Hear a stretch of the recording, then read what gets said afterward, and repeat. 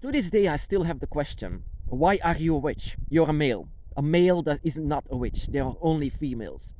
Well, actually, no, not in this age, because of course, when you think about a witch, you think about a woman dressed all in black with a hat on, and flying with a broomstick over the sky in the night with a black cat and whatever. This is cliche, but of course, I have to admit, Wicca in itself has much more females than males in their clans and in their covens. But in Draconic Wicca, this is not the case. We are 50-50, male and female. And of course, there are going to be differences between male and female energies. But of course, every dragon is different, so every path is going to be different. But there is a striking difference between male and female dragons. I follow the path of Tiamat. Tiamat is a dragon goddess, but the dragon by my side is a male. He's very much a male, and he is teaching me the ways of the dragon, teaching me the path of the dragon. But in the path, it's a path of the goddess. So I had to learn from both sides. I had to learn especially from the dragon by my side, and he filled me with a lot of wisdom and knowledge and things that I need to know from the dragon. Everything that I say to you from witchcraft, I mean, that is also the reason why I call myself a witch. I use witchcraft, I use spells, I use magic, I use manipulation. That is actually magic, but it's all centered all around by the dragon. I don't use anything else. I don't care about anything else. I just want to have the dragon by my side, and the dragon by my side is very much male, and he filled me a lot with this wisdom, and that is very striking that I had. I mean, wisdom, ancient wisdom, primal wisdom, things that sometimes I even wish that I didn't know, because it's so far that he wants to explain everything. He's a bit strict, and that is also what male dragons are. Male dragons are strict, but they also give you the time to evolve. That is very different than other, dragons. And male dragons also sometimes let you struggle a bit, and they struggle. Whenever you are struggling and whenever you are having questions, they let you answer the question yourself. I mean, they can be strict teachers, but they also have this desire to be by your side. Male dragons very much have this wisdom over them.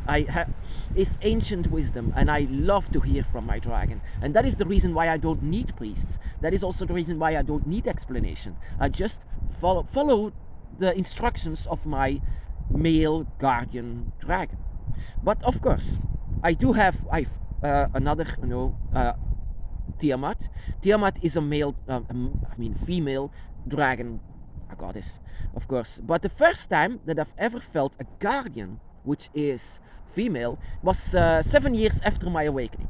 7 years when I was searching for someone else who had the same experiences on the dragon's path, who is also on the same path. I succeeded, and I found my dragon brother for the first time, and I was so excited, but I wanted to test him. And I didn't know how this was going to end.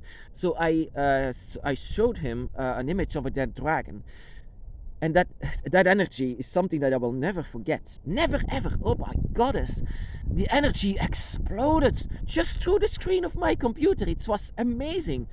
And I also, for the very first time, saw a different guardian dragon from him, and this was a female dragon, and that was different.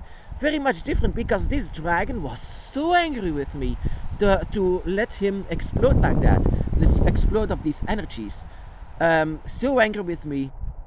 And I could feel the difference between a female dragon, because this one really is someone who would give her life to, like it was her child.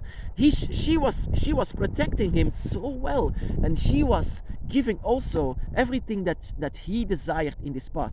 Of course, that is also the difference between my brother and me.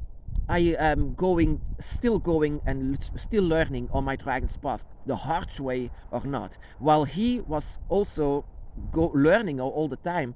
But she was very protective over him, and she was also giving him all the time, and she doesn't actually care about his evolution in the dragon's path. She only cared about that she was noticed, and that she loved him very much and that he loved her very much. It was actually a very intense relationship that they had. Of course, I do also have an intense relationship with my dragon, but it's different. It's different. It's a male energy, and the male energy is much more strict, but also much more filled with wisdom. And this kind of wisdom is making me sure that I am going on the dragon's path every single time, stepping completely on the dragon's path, every step by step.